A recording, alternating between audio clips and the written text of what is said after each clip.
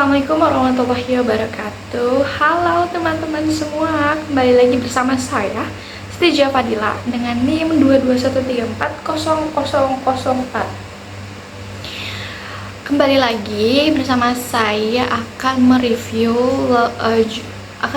pertemuan kemarin public speaking yang dimana saya dipanggil maju. Itu adalah hal yang saya nantikan, karena jujur saya tuh sebenarnya nggak mau dilama-lama majunya, karena nanti materi itu pusing lagi harus nyari gitu. Kemarin yang 3 yang maju, yang pertama dipanggil itu sebenarnya saya deg-degan, tapi saya juga seneng karena akhirnya saya nggak yang akhir-akhir banget gitu.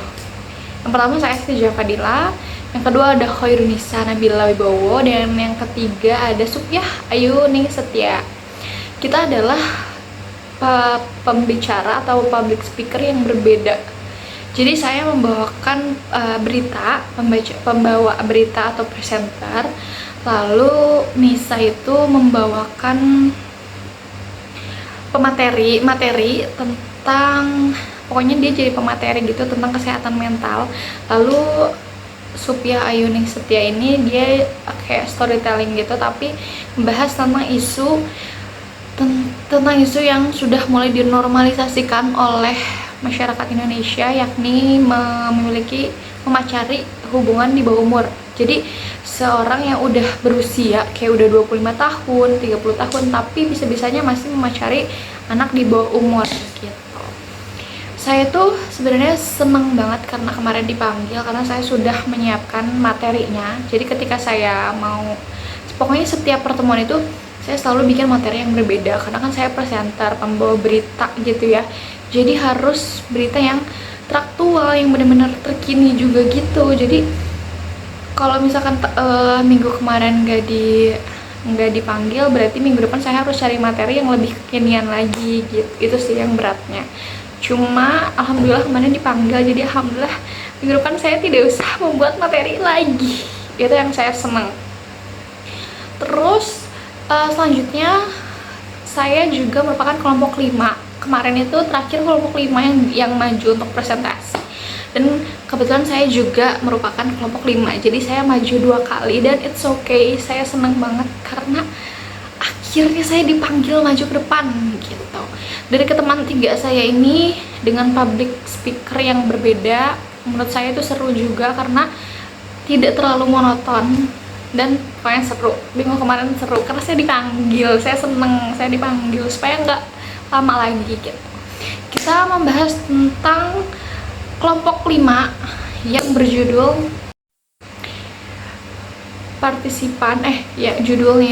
judulnya itu adalah urgensi, gaya, dan partisipan pada public speaking. Sebenarnya kalau misalkan ditanya kenapa sih urgensi dari public speaking itu sendiri, sebenarnya ini udah dari kemarin-kemarin udah dibahas ya, kayak pentingnya public speaking itu apa sih gitu.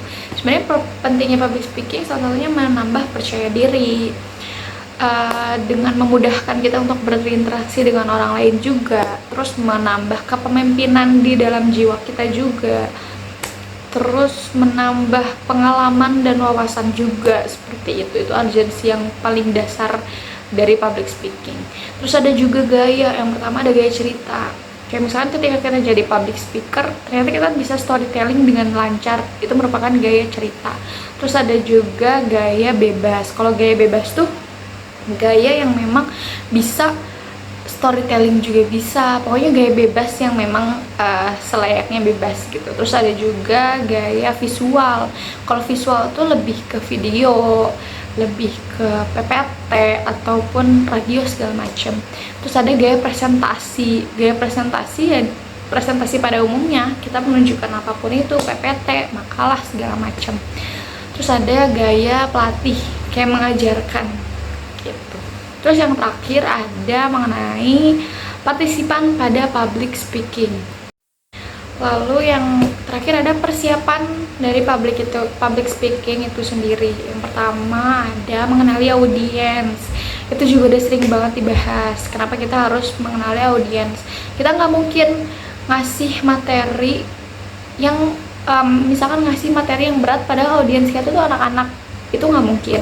Makanya kenapa kita harus mengenali audiens dulu dari awal. Kita harus tahu dulu audiens kita itu siapa. Kalau misalkan audiensnya anak-anak, berarti kita membawakan sebuah materi atau pesan buat anak-anak, jangan yang berat-berat. Kecuali kalau udah buat orang dewasa, baru kita kasih yang agak-agak berat kayak gitu. Terus yang kedua, materi. Seorang public speaker yang memiliki materi yang cukup kuat dalam ingatannya, yang materinya udah banyak segala macam, itu ketika dia merasa gugup di dalam panggung atau ketika ada di depan orang banyak, setidaknya dia tuh ada materi yang nempel gitu. Walaupun kegugupan itu merupakan hal yang sangat wajar ketika kita berbicara di depan orang banyak, tapi dengan dia punya materi, setidaknya dengan gugup itu kayak oke, bahasnya yang ada di otak dulu, bla bla bla, seperti itu. Terus yang ketiga ada kenalin tempat. Kita harus mengenali tempatnya dulu. Tempatnya ini tempatnya kampung apa kota. Kalau misalkan kota, kita bisa bahas tentang materi yang lebih modern. Kalau misalkan kampung, kita sesuaiin dengan kampung itu sendiri, adatnya seperti apa, kebiasaannya seperti apa. Gak mungkin gaya modern yang sangat modern seperti di kota-kota dibawakan ke kampung, padahal di kampung tuh nggak ada yang seperti itu.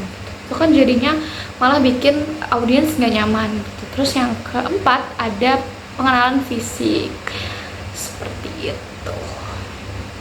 Itu merupakan review dari minggu kemarin. Minggu kemarin adalah minggu terhappy karena saya dipanggil. Lagi-lagi saya senang karena saya dipanggil.